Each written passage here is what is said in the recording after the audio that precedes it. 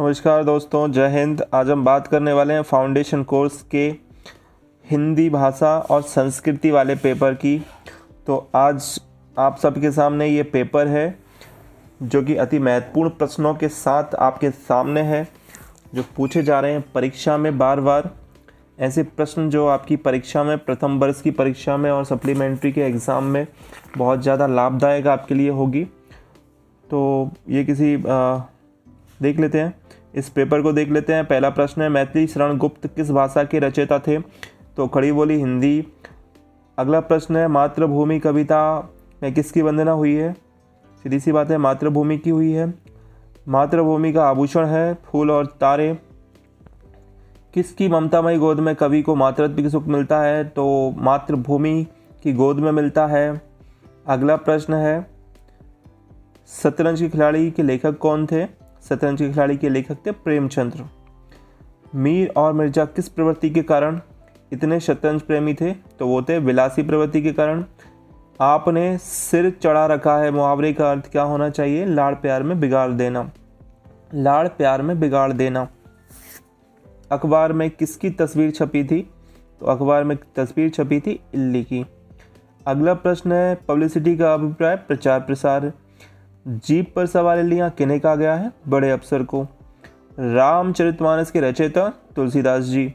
वाल्मीकि रामायण किस भाषा में लिखी गई थी? संस्कृत भाषा में। भगवान राम किसके अवतार थे? तो भगवान राम भगवान विष्णु के अवतार थे। अगला प्रश्न है, उत्साह निबंध के लेखक रामचंद्र शुक्ल। आचार्य रामचंद्र शुक्ल थे।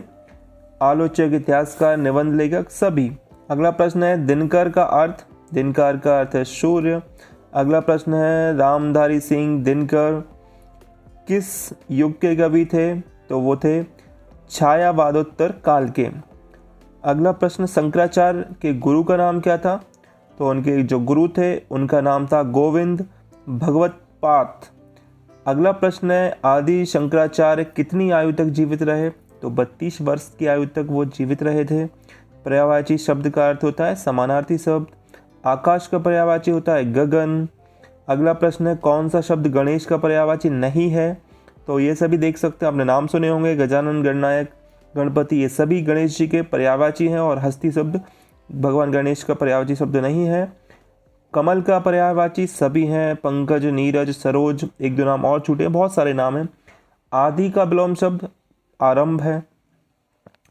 नदी जिस स्थान से प्रारंभ होती है उसको बोलते हैं नदी का उद्गम स्थल। संधि के भेद होते हैं टोटल 3। परिधननाम की संधि होगी परिणाम। संसार का प्राचीनतम ग्रंथ वेद। बहुत सरल पेपर है, आप अगर थोड़ा बहुत भी सामान्य ज्ञान रखते हैं तो आपको बिल्कुल भी दिक्कत नहीं आने वाली है। अगला प्रश्न है, किस भाषा को अंतर्राष्ट्रीय भाषा का दर्जा प्राप्त है? तो अंग्रेजी भाषा को। अगला प्रश्न है, भारत में गरीबी का मुख्य कारण ये सभी हैं, अशिक्षा, जाति प्रथा, जनसंख्या वृद्धि, सभी कारण हैं। उदारीकरण का अर्थ है आर्थिक व्यवस्था है। रत्नाकर का समानार्थी शब्द है समुद्र। अगला प्रश्न है, मातृभूमि के ऊपर जल का अभिषेक कौन करता है? तो जिसको बोलते हैं पायोद और हम आम बोलचाल भाषा में बोलते हैं बादल। प्रेमचंद्र ने किस बाल विधवा स्त्री से विवाह किया था? शिवगामी देवी से। ये वो शिवगामी देवी नहीं है, ये अलग शिवगामी देवी है। शरद जोशी का जन्म कहाँ हुआ था? उज्जैन में। रामायण के प्रथम कांड का नाम था बालकांड। अगला प्रश्न है, रामचरितमानस के किस कांड में हनुमान जी के पराक्रम का वर्णन हुआ है? तो ये हुआ है सुंदरकांड में। निम्नलिखित में से कौन आचार्य शुक्ल का निबंध नहीं है? तो बुद्ध चरित्र।